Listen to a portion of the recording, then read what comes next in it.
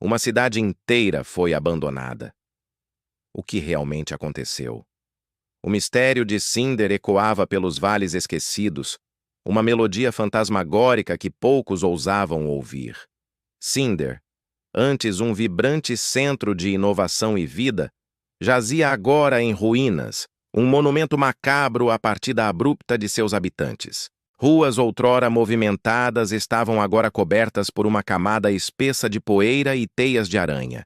Vitrines de lojas exibiam manequins congelados no tempo, suas roupas desbotadas testemunhando a passagem implacável dos anos. Brinquedos jaziam esquecidos em parques, balanços rangendo com o vento, como lamentos de crianças que nunca mais voltariam para brincar. Em casas, mesas postas com pratos vazios, camas intocadas, como se a vida tivesse sido arrancada no meio de uma respiração. Nesse cenário de desolação e mistério, Elias caminhava. Seus passos ecoavam pesadamente sobre o asfalto rachado, quebrando o silêncio sepulcral de Cinder. Um historiador por vocação, mas agora um homem movido por uma obsessão pessoal. A lenda de Cinder não era para ele apenas um conto folclórico. Era a ferida aberta de sua própria história familiar. Gerações antes, sua linhagem estava intrinsecamente ligada à cidade, e a súbita e inexplicável partida de todos os moradores incluía a sua própria família. Carregava consigo um diário antigo, um objeto pesado de couro gasto, as páginas amareladas repletas da caligrafia de seus ancestrais. A esperança de desvendar a verdade, de preencher o vazio deixado pela perda familiar, era o que o impulsionava. Avisos e lendas locais sobre a cidade amaldiçoada haviam tentado dissuadi-lo. Contos de sombras rastejantes, de sussurros no vento de uma doença que consumia a alma. Mas Elias, com a teimosia que só a dor e a busca pela verdade podem gerar, ignorou a todos. Ele precisava de respostas, e Cinder era o único lugar onde elas poderiam ser encontradas. À medida que adentrava mais fundo nas entranhas da cidade, as primeiras descobertas começaram a surgir. Um relógio de bolso parado às 14h37, uma xícara de café ainda sobre a mesa, uma partitura aberta em um piano empoeirado. Evidências de uma vida próspera, de uma comunidade vibrante, mas também sinais inegáveis de uma partida abrupta e desesperada. Não houve tempo para arrumar, para despedir-se, para levar o essencial. Parecia que, em um instante, todos simplesmente se foram. Um breve vislumbre de um passado distante atravessou a mente de Elias como um filme antigo. Ele via sua família, risonha e feliz, em uma das praças centrais de Cinder. Crianças brincando, seus ancestrais conversando animadamente, talvez sobre o artefato misterioso que o diário mencionava, um objeto que prometia prosperidade e proteção, mas que, ironicamente, parecia ter selado o destino da cidade.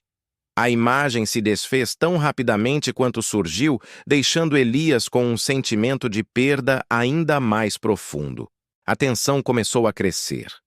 O silêncio não era mais reconfortante, era opressor. Sons estranhos, como o farfalhar de folhas que não existiam ou o gemido distante de uma porta, começaram a preencher o ar.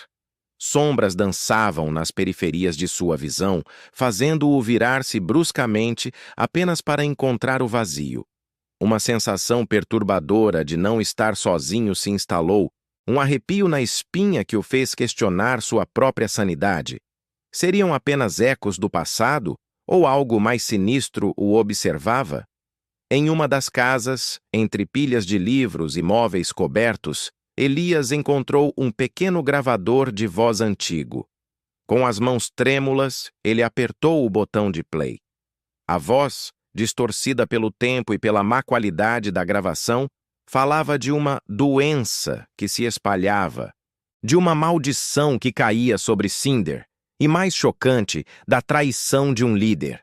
O coração de Elias disparou. A gravação mencionava um nome, Silas, e um símbolo, um brasão familiar que ele reconheceu. Era o mesmo brasão gravado na primeira página do diário de sua família. Elias percebeu então que o diário não era apenas um registro histórico, era uma chave. Suas páginas, além das anotações cotidianas, continham partes criptografadas, desenhos estranhos e símbolos que ele agora compreendia poderiam explicar o abandono de Cinder. A verdade estava ali, guardada por seus próprios ancestrais, esperando por ele ser decifrada. O diário da família de Elias, agora em suas mãos, parecia vibrar com uma energia própria, um repositório de segredos há muito enterrados. Desvendar suas páginas cifradas não era apenas uma questão de curiosidade, mas uma necessidade premente, uma corrida contra o tempo e o silêncio opressor de Cinder. Cada caractere decifrado, cada símbolo desvendado, desdobrava uma narrativa que era ao mesmo tempo fascinante e aterradora. As anotações revelavam a ascensão de um líder carismático, um homem chamado Mestre Silas. Ele havia chegado a Cinder em um momento de incerteza, prometendo prosperidade e inovações que transformariam a pequena comunidade em um farol de progresso. Sua oratória era envolvente, suas promessas sedutoras. Os moradores, ávidos por um futuro melhor, depositaram sua confiança nele. No entanto, o diário revelava a sombria verdade por trás da fachada de Silas. Ele usava os recursos da cidade, a fé e a esperança de seu povo, para experimentos obscuros, alimentados por uma ambição desmedida que beirava a megalomania. O conflito secundário que se desenrolava nas páginas era de uma crueldade silenciosa. Silas, sob o pretexto de buscar a cura para uma doença misteriosa que começava a se manifestar entre os habitantes, na verdade intensificava seus efeitos, usando-os como cobaias para seus experimentos desumanos. A promessa de cura era uma fachada para um plano muito mais sinistro: controlar e manipular a própria vida. Em meio a essa escuridão, uma figura surgiu nas anotações: Isadora. Elias sentiu um arrepio ao ler o nome. Ela era uma cientista brilhante e idealista, que inicialmente trabalhou ao lado de Silas, acreditando em suas promessas de progresso. Contudo, à medida que a verdadeira natureza dos experimentos de Silas se revelava, Isadora se opôs veementemente aos seus métodos. Ela se tornou a voz da razão em um coro de loucura, uma luz em meio à escuridão crescente. O diário insinuava que Isadora era uma ancestral direta de Elias, o que aprofundava ainda mais sua conexão com a tragédia de Cinder. Elias sentia a dor e o desespero de seus ancestrais escorrerem pelas páginas. A lenta deterioração da cidade, a esperança que se desvanecia diante da traição e da doença, tudo isso era tangível. A leitura não era apenas uma aquisição de conhecimento, mas uma experiência emocional profunda, como se revivesse cada momento de agonia e desilusão. Entre as linhas, havia sussurros de um amor proibido, ou talvez perdido. O diário insinuava um romance entre Isadora e um dos ancestrais de Elias, um amor que floresceu em meio à adversidade, mas que foi brutalmente ceifado pela ambição de Silas. Essa camada de tragédia pessoal adicionava uma dimensão ainda mais pungente à história, tornando-a não apenas um relato de uma cidade perdida, mas de corações partidos e sonhos desfeitos. A família de Elias, com sua linhagem de cientistas e pensadores, tentou expor Silas, desmascarar suas atrocidades, mas foram silenciados, suas reputações manchadas, suas vozes abafadas pela influência e poder do mestre.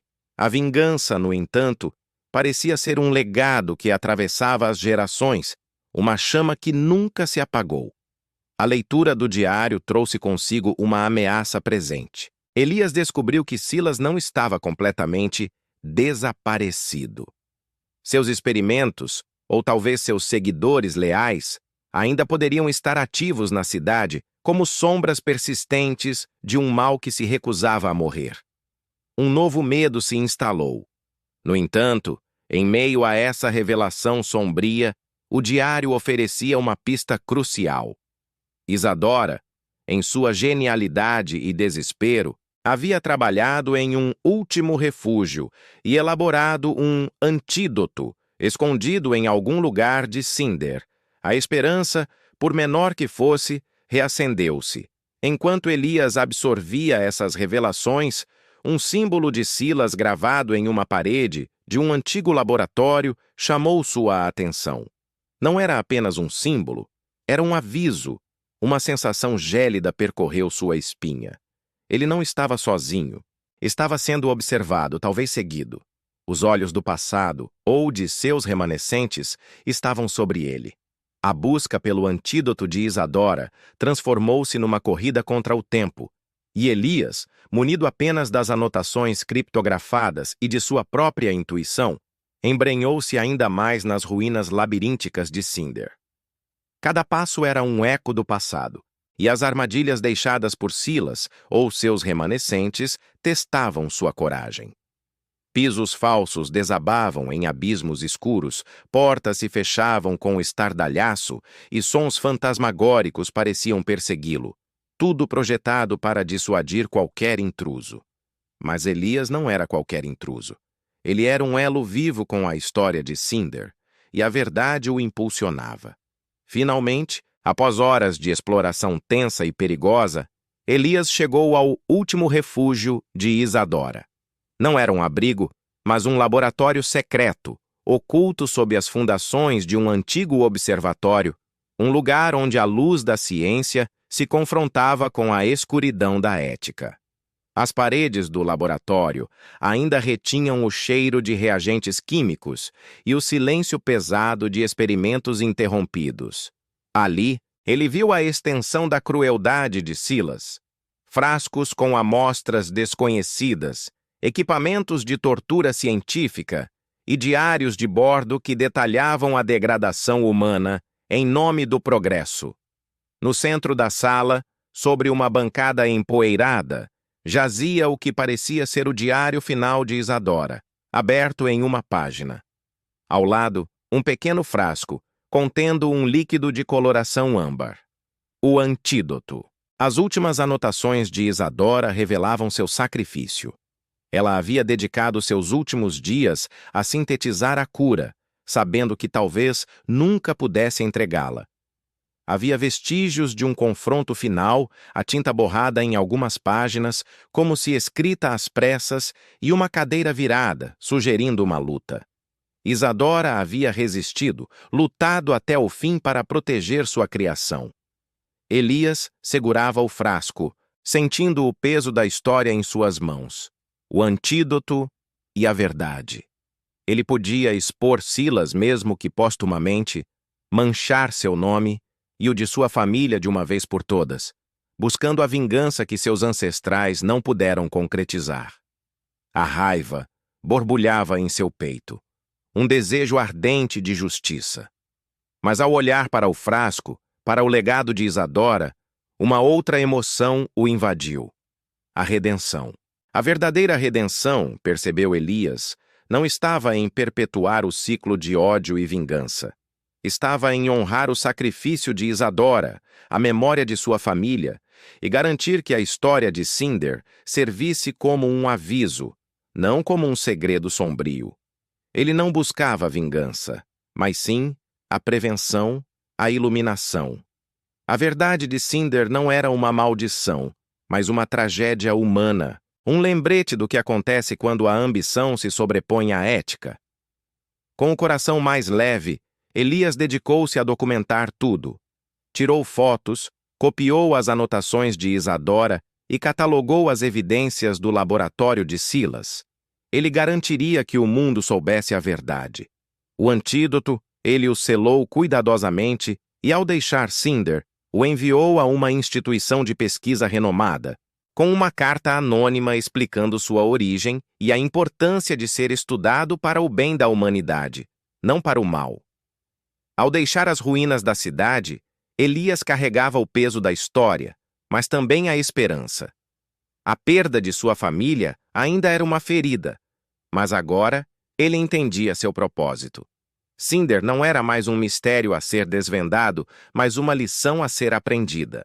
Elias parou na colina que dominava a cidade abandonada, o sol poente pintando as ruínas de dourado e vermelho. Cinder, agora um memorial silencioso, não era mais um lugar de luto, mas de aprendizado. Ele finalmente encontrou paz, um legado que transcendia a vingança, um tributo à coragem de Isadora e à resiliência do espírito humano.